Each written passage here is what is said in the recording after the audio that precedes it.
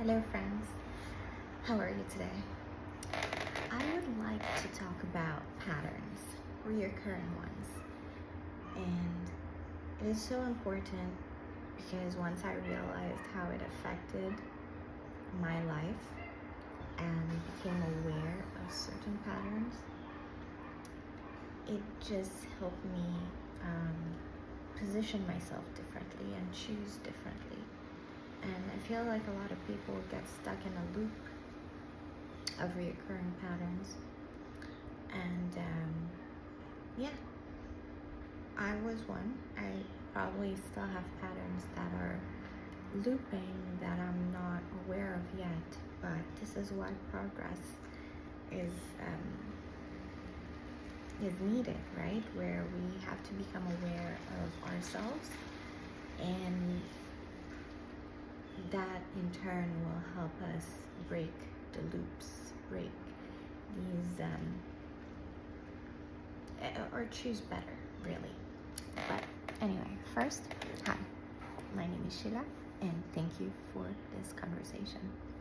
As you probably already know, I usually read my thoughts. So basically it's kind of like a diary.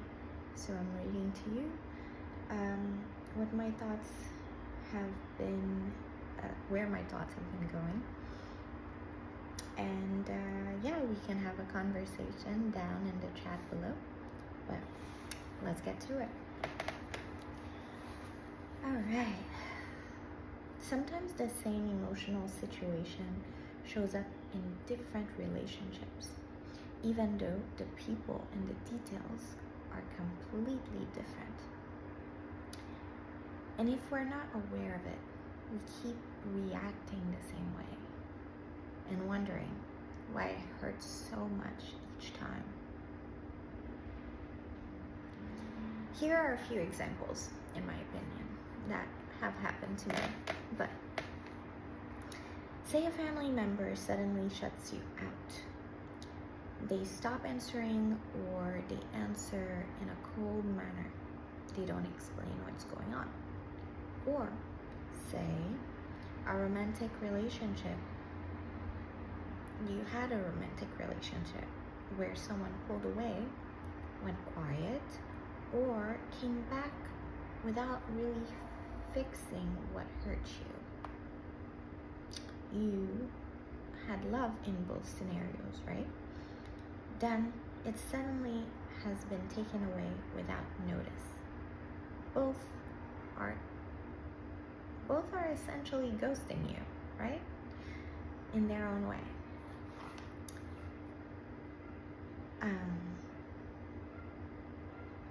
Now, are they bad people? Not necessarily. Good people do bad things too. Now, should you allow yourself to keep that same dynamic for the sake of love? In my opinion, no. Here's why. Your nervous system doesn't care who the person is. It only knows one thing. The connection that you cherished felt unsafe or unclear. Your nervous system also has not gotten the closure it requires. It is wired to get. I have read somewhere where we naturally want to finish things, or our mind wants to finish the story. And when that ending is taken away without any how can I say this? Any reason why, or unexpectedly, maybe like, in certain cases, even like in death scenarios, right? You go in, your mind starts to create multiple scenarios, multiple endings to cope with the situation. And unfortunately, sometimes you get stuck in an unhealthy loop. Unhealthy. It's like a story that's being replayed and replayed and replayed. And then you find yourself not understanding the pattern, but things happen to you in different instances, whether it's in love, whether it's in career, or whether it's in, any form of relationship, really. So, so your body goes into panic. You overthink. You replay conversations. You perhaps even blame yourself. Even if you weren't the one to blame in the first place. You want to fix it. And you want answers. That is not weakness. That is your body trying to protect love. Also, this is where, allowing yourself grace and these things that do occur, the shame, the blame, these things, I think there's like this level of consciousness where it's like when you are in the negative, I don't remember, but shame, grief, blame, it's at a lower level, and like when you keep operating at that level, you keep looping that same level of consciousness, as opposed to bliss, happiness, and I don't know, love. So the thing is not to avoid those things, because we're not here to fake happiness here. We're here to understand what our body and our human experience is truly, and be kind to it, and I guess in a way not allow it to consume you so much where you become hardened in a way where you in turn hurt other people. Does that make sense?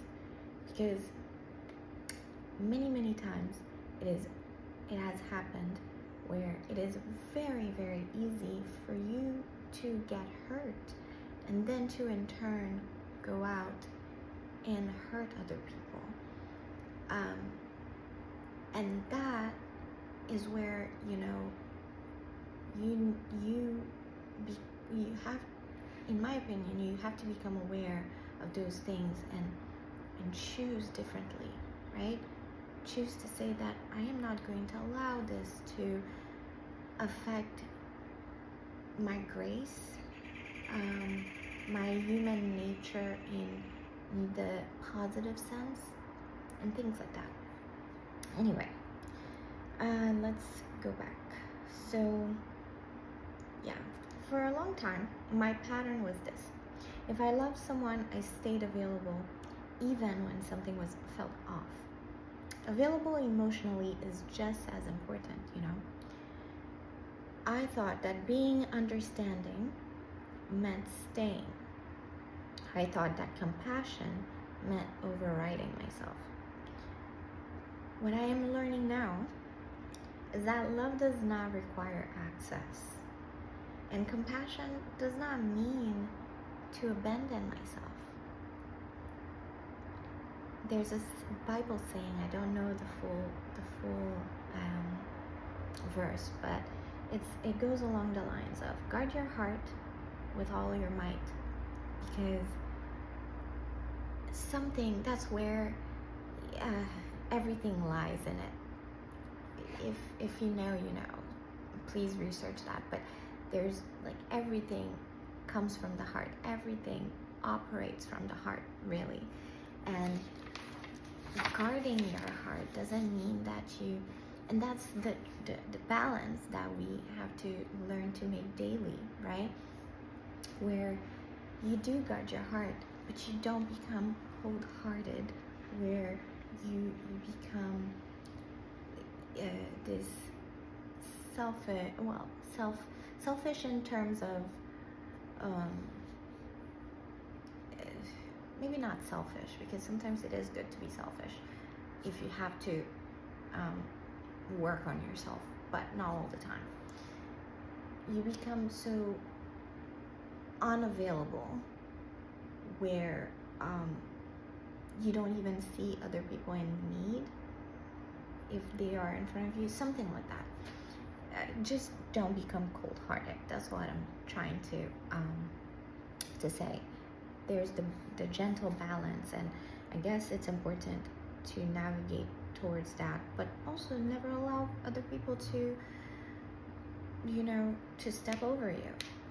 This is what guarding your heart means. It doesn't mean that you lose your purpose. You become more aware of who gets access to your heart alongside with moving towards your purpose, So now I intentionally pause and ask myself if I am repeating a pattern that I once disassociated myself with. How do I feel in this moment? What are the facts? What are the facts? Actions showing me in real time. Sometimes we avoid the facts. People do show you who they are through their actions most of the times, and we get this veil because we want to give the benefit of the doubt at times. But an old saying says, people do show you who they really are. You might just be blind to see it. And it's nothing against that person, because also one thing that I want to mention is we expect other people to be as emotionally aware as we are in that instant that we are. But some people cannot meet us there. And same for you, right? Maybe there's a person that has a higher level of emotion and you were not able to meet them at the time. So it's this constant thing of knowing where that person is, and sure, loving that person where they can be met, but still also guarding, keeping your distance, keeping your space, so that you don't get intertwined in their same energy, their same frequency, their same loop, their same mental and emotional negativity. That doesn't mean that they're bad. It just means that you've evolved, and yeah. So sometimes what you do need is space to dissect things for yourself, and that isn't to punish people depending on how you do it. It is also not revenge. It is a reminder to not turn cold-hearted, as I mentioned before, but it is choosing not to bleed while waiting for clarity. So we shed that loop. We understand that our mind wants to go there. Our mind wants to close a story. Then maybe the story is that person is not emotionally available to the degree where I would like them to be, and it's also not my job to make them become emotionally available. So this is where I point, I go back to what I'm trying to explain. So you see, it's the same internal moment, but a different avatar. So healing, in my opinion, is in helping the person, because you can never, ever help somebody that does not want to be helped. You've evolved. You hold space from afar, I guess, or you love from afar, because you are not going back to the same version of you in the past that accepted certain patterns. That doesn't mean you dislike the person. That doesn't mean you don't have love for that person still. It's just you choose yourself differently.